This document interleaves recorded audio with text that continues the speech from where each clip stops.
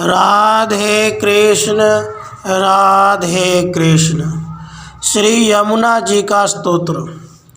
मानधाता बोले, मुनि श्रेष्ठ सो भरे, संपूर्ण सिद्धि प्रदान करने वाला जो यमुना जी का दिव्य उत्तम स्तोत्र है, उसका कृपा पूर्वक मुझसे वर्णन कीजिए।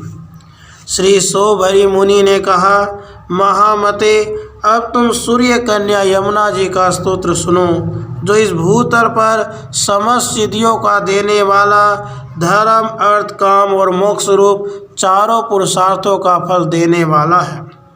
श्री कृष्ण के बाएं कंधे से प्रकट हुई कृष्णा को सदा मेरा नमस्कार है। कृष्णे, तुम श्री कृष्ण स्वरूपिणी हो, तुम्हें बारंबार नमस्कार है। जो पाप रूपी पंख जल के कलंक से कुत्सित कामी कुबुद्धि मनुष्य सत्पुरुषों के साथ कलह करता है, उसे भी गूंजते हुए भरमर और जल पक्षियों से युक्त कलिंद नंदिनी यमुना श्री वृंदावन धाम प्रदान करती है। कृष्णे, तुम ही साक्षात श्री कृष्ण स्वरूपा हो। तुम ही प्रलय सिंधु के वेग युक्त भंवर में महामत्स्य रूप धारण करके विराजती हो। तुम ही उर्मी उर्मी में भगवान कूर्म रूप से वास करते हैं तथा तुम्हारे बिंदु बिंदु में श्री गोविंद देव की आभा का दर्शन होता है। तटिनी, तुम लीलावती हो, मैं तुम्हारी वंदना करता हूँ। तुम घनीभूत मेघ के समान श्याम कांति धारण करती हो। श्री कृष्ण के बाएं कंधे से तुम्हारा पारकट्य हुआ है। संपूर्ण जलों की राशि रूप जो विरजा नदी का वेग है, उसको भी अपने बल से खंडित करती हुई ब्रह्मांड को छेद कर देवनगर, पर्वत, गंडशैल आदि दुर्गम वस्तुओं का भेदन करके तुम इस भूमि खंड के मध्य भाग में अपनी तरंग मालाओं को स्थापित करके प्रवाहित होती हो। यमुने, पृथ्वी पर तुम्हारा नाम दिव्य है। वह श्रवण पथ में आकर पर्वताकार पाप समूह को भी दंडित एवं खंडित कर देता है।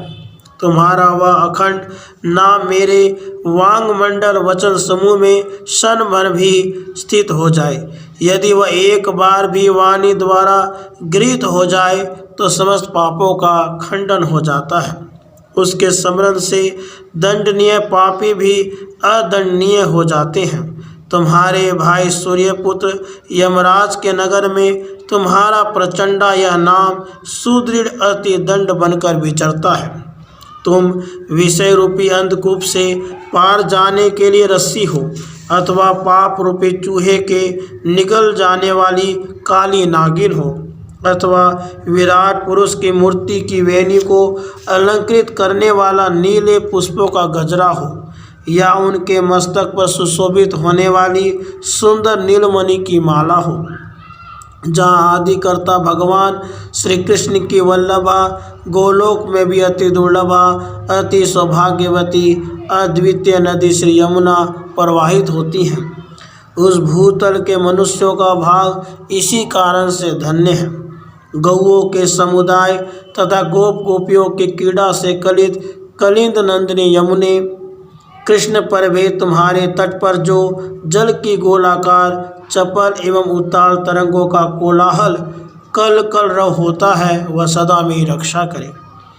तुम्हारे दुर्गम कुंजों के प्रति कौतूहल रखने वाले भ्रमर समुदाय के गुंजारों, मयूरों की केकाता कुजते हुए कोकिलों की काकली का शब्द भी उस कोलाहल में मिला रहता है, तथा वह वर्जलताओं के अलंकार को धारण करने वाला है। शरीर में जितने रोम हैं उतनी ही जीवाएँ हो जाएं, धरती पर जितने सिकंदर हैं उतना ही वाग देवियाँ आ जाएं, और उनके साथ संत महात्मा विशेष नाग के समान सहस्रों जीवाओं से युक्त होकर गुणगान करने लग जाएं, फिर भी तुम्हारे गुणों का अंत कभी नहीं हो सकता।